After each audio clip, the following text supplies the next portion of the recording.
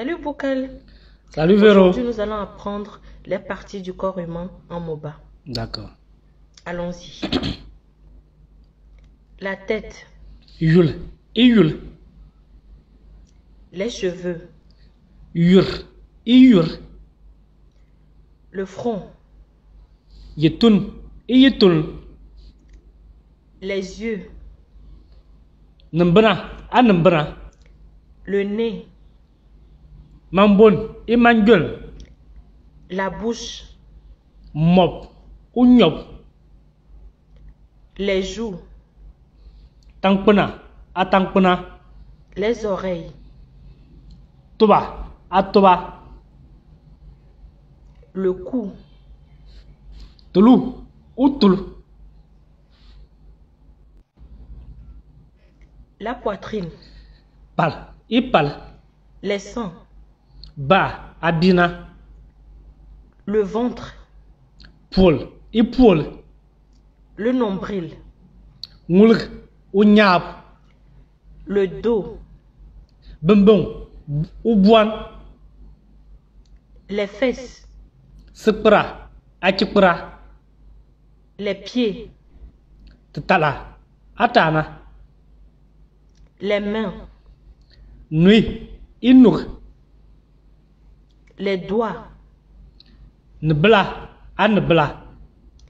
les ongles, Nenyer. Inebnyer. les orteils, Tabla. Atabla.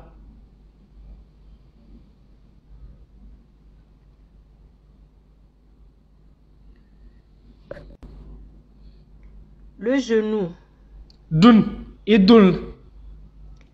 le coude, Nang pandun. Inyang pandul. la hanche, Siak. Ikiaga. les côtes, Kali. Ikal. Alors, dis-moi, qu'est-ce que tu pourrais ajouter concernant les parties du corps humain en MOBA? C'est sûr que je n'ai pas fait une liste exhaustive, mais qu'est-ce que tu aimerais ajouter d'autre? D'accord. Quand vous avez parlé de ongles, j'ai dit Ninier. Inebnyen. Ça, c'est les ongles des doigts. Maintenant, en ce qui concerne les ongles des orteils, on dit tanière ou itabnien. Voilà. L'autre chose est que certaines choses ont été appelées au pluriel. Donc, je vais essayer de redire certaines choses au singulier. Le pied, tetal, ital. La main, nous, unuk. L'œil, nemben, inemben. L'oreille, touble, itouble. Le doigt, nouble, inouble. L'orteil, table, itable. Voilà. La fesse, sekrl, itchikrl. Maintenant, le corps humain en général, on dit nulukbanu ou bien nulukbanan. Le corps humain en général. Nulukbanu ou bien nulukbanan. J'allais oublier le sein. Bil, ibil. La côte, kalou ou kal. Voilà. En ce qui concerne les noms des différentes parties du corps humain, il faut remarquer que en ben, lorsque le nom se termine par une consonne, il fait son pluriel en A. C'est-à-dire que vous ajoutez un A à la fin et ça donne le pluriel. Exemple, noubl, noubla, tetal, tetala, touble, touba, nemben, nembena. Voilà, ça c'est ce qui concerne le ben. Maintenant, en gourmand, c'est les articles. Déjà, il faut... C'est vrai qu'en gourmand, il y a les articles, mais en gourmand, il n'y a pas de différence entre l'article féminin et l'article masculin. Le ou le la, c'est la même chose. Par exemple, pour dire l'homme, on dit ouja, et pour désigner la femme, on dit oupoi. Ça veut dire que le ou est utilisé comme la et est utilisé aussi comme le. Mais il faut retenir que en gourmand, l'article singulier ou accompagne généralement les noms se terminant par une voyelle. Exemple, outlu, ounou, ounon. Voilà. À part ça, il y a aussi un autre article singulier qui cette fois-ci accompagne généralement les noms se terminant par une consonne. C'est l'article I. I qui veut dire aussi le et qui veut dire aussi la et qui accompagne les noms se terminant par une consonne. Exemple, inembel, iyul, itubl. Dans certaines zones du gourmand, au lieu d'entendre l'article I, c'est possible que vous entendiez le. Je prends le cas de Korbongou ou Kantindi. Au lieu de dire ital, ils disent le tal. Dans certaines zones, à la place de l'article ou, vous pouvez entendre o, et à la place de l'article i, c'est possible que vous entendiez et. Je prends par exemple le cas de Namunjoga. Là-bas, au lieu de dire pour le dos ou bumbong, vous pouvez entendre o bumbong. Et au lieu de dire inembel pour désigner l'œil, vous pouvez entendre enembel ou etubl pour dire itubl, c'est-à-dire l'oreille. Voilà. Ça, c'est ce qui concerne le singulier. Maintenant, quand je parlais du ben, je disais que le pluriel, lorsqu'il s'agit de consonne, il faut ajouter juste un A à la fin. C'est-à-dire que lorsque le nom se termine par une consonne, il faut juste ajouter un A à la fin pour avoir le pluriel. Ça, c'est le ben. En ce qui concerne le gourmand, il faut retenir que l'article qui désigne le ou la et qui s'applique au nom se terminant par une consonne, c'est le I. Le I s'applique généralement au nom se terminant par une consonne. Ital, inembel, itubl, ça c'est le singulier. Maintenant, leur pluriel, non seulement le mot va se terminer aussi par un A, mais les articles aussi vont changer. Le I va devenir A. Et à la fin du mot, on aura encore un A à la fin. Exemple. Le pied, ital, les pieds, atana. L'œil, inembel, les yeux, anembra. L'oreille, itubl, les oreilles, atuba. Ça, c'est ce qui concerne les noms se terminant par une consonne. Maintenant, nous allons parler des noms qui se terminent par une voyelle. D'abord, en ben. En ben, il faut remarquer que les noms se terminant par une voyelle font leur pluriel en i. C'est-à-dire qu'on ajoute un i à la fin du nom pour avoir le pluriel. Exemple. La côte, Kalou. Les côtes, Kali. La main, nous. Les mains, Nui. L'intestin, Nouanou. Les intestins, Nouani. Le cou, Toulou. Les coups, Touli. Bien évidemment qu'une personne ne peut pas avoir plusieurs coups. Ça, c'était le ben. En ce qui concerne le gourmand, il faut retenir que l'article qui désigne le ou la et qui s'applique au nom se terminant par une voyelle est le ou. Le ou s'applique généralement au nom se terminant par une voyelle. Exemple. Le cou, outul. La côte, oukal. La main, ounou. L'intestin, ounon. Voilà. Leur singulier, c'est l'article qui désigne leur singulier, c'est ou. Maintenant, quand ils font leur pluriel, le ou qui désigne le ou la se transforme en i. I qui veut dire les. Et la voyelle qui avait terminé le mot au singulier disparaît lorsque c'est au pluriel. En plus de l'article ou qui devient i, la voyelle qui avait terminé le mot au singulier disparaît. Je vais aller avec des exemples. La main, unuk. Les mains, inuk. La côte, ukal. Les côtes, ikal. L'intestin, unwong. Les intestins, inwan. Le cou, utul. Les coups, itul. Attention, je ne parle que des noms des différentes parties du corps humain.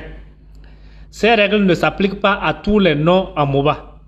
Voilà. Maintenant, quelque part, vous pouvez entendre une autre façon d'appeler ces différentes parties-là.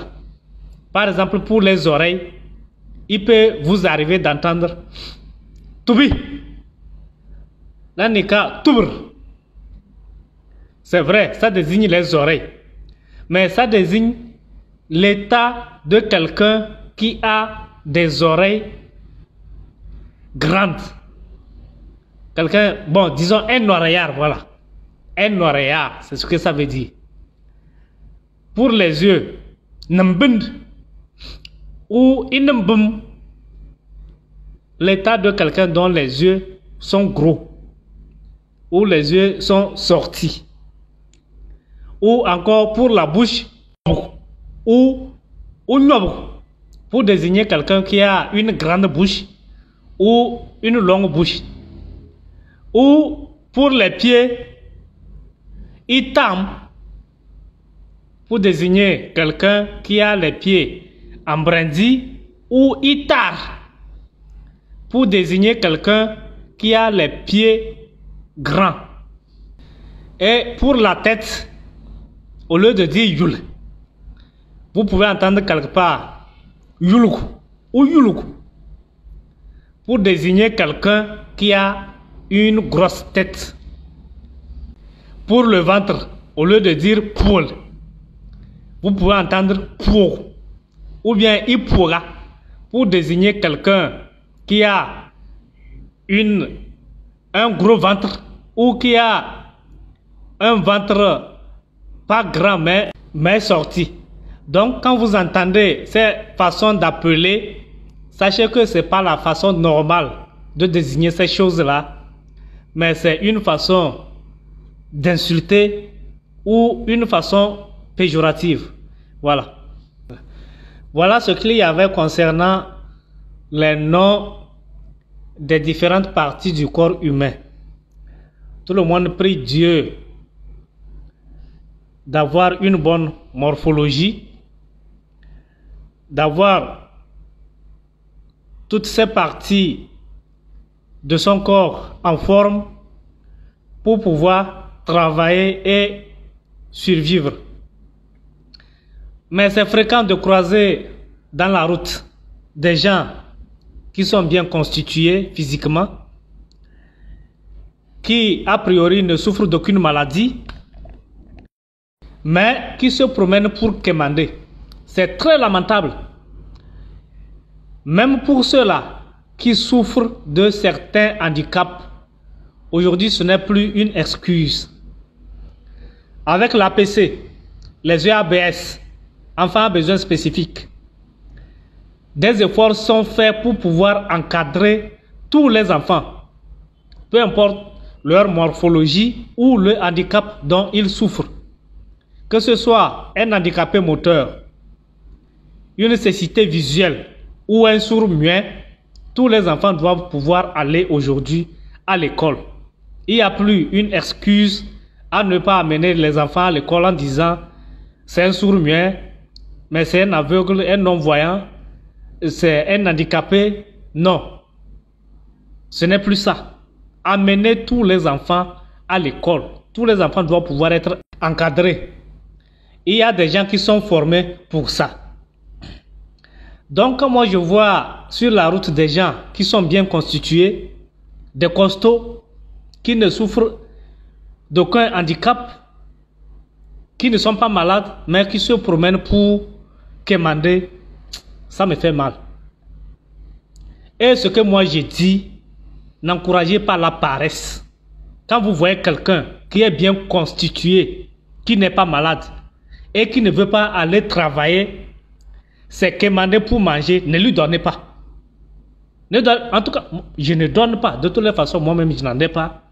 Je suis aussi en état de nécessité. Toi, le costaud, avec tes muscles, tu ne veux pas aller travailler pour manger, tu vas quémander pour manger, ne lui donnez pas. N'encouragez pas la paresse, c'est parce que vous donnez qu'il continue. Si la personne a perdu ses mains, c'est un peu compréhensible. Parce que là, on peut dire que la majorité des travaux se font quand même avec la main. Ou, dans une moindre mesure, si la personne a perdu la vue. Même là, je vous dis que j'ai fait la première année à l'université avec un non-voyant. Un aveugle, voilà. Certaines personnes ne sont handicapées que des pieds. Et ça devient une fatalité. De toutes les façons, même si tu avais les pieds, est-ce que c'est au foot que tu voulais jouer? Il y a plein de travaux qu'on peut faire avec la main. Il y a plein de travaux qu'on peut faire sans avoir besoin de se déplacer. Donc, peu importe le handicap dont vous souffrez, faites un effort pour trouver quelque chose à faire pour ne pas être toujours dépendant des autres. Voilà. Vers le plat que je te présente aujourd'hui, il n'est pas tout prêt. Il ne manque que quelques ingrédients pour que ce soit totalement prêt. Il s'agit de campoire. Campoire qui est fait à base de nganfar. Nganfar, c'est-à-dire les feuilles de Vitex doniana. Il y en a qui disent aussi le prunier noir. Les jeunes feuilles du prunier noir. Il ne s'agit pas des anciennes feuilles, il s'agit des jeunes feuilles. Lorsque vous en préparez, vous rincez, vous pressez pour enlever de l'eau. Vous le malaxez, bien sûr, légèrement, avec des beignets et du gâteau pilé, le clou-clou pilé. Vous y ajoutez de l'oignon et vous accompagnez avec de l'huile d'arachide.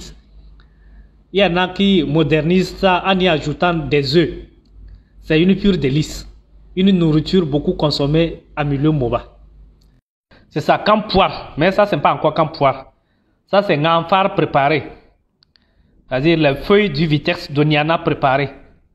Les jeunes feuilles du prunier noir préparé. Ce n'est pas encore complet, donc ce n'est pas encore campoire.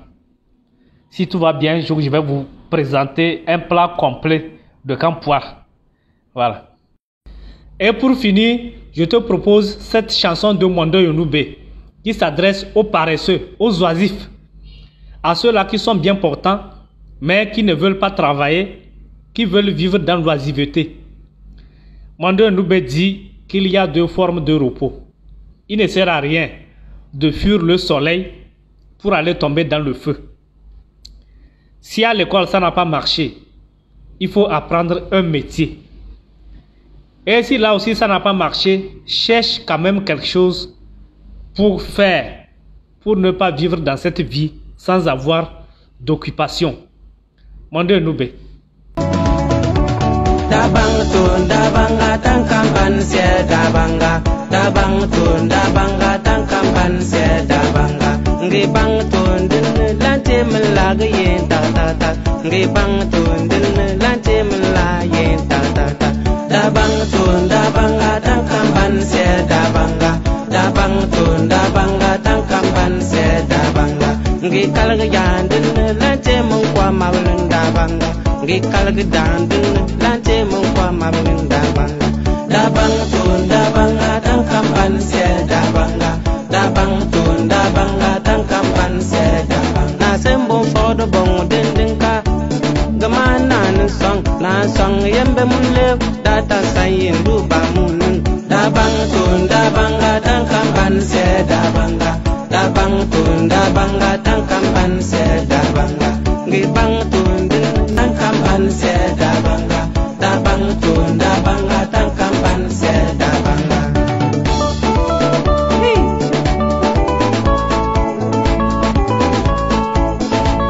wala tuwag man ko natani sa établissement magnificat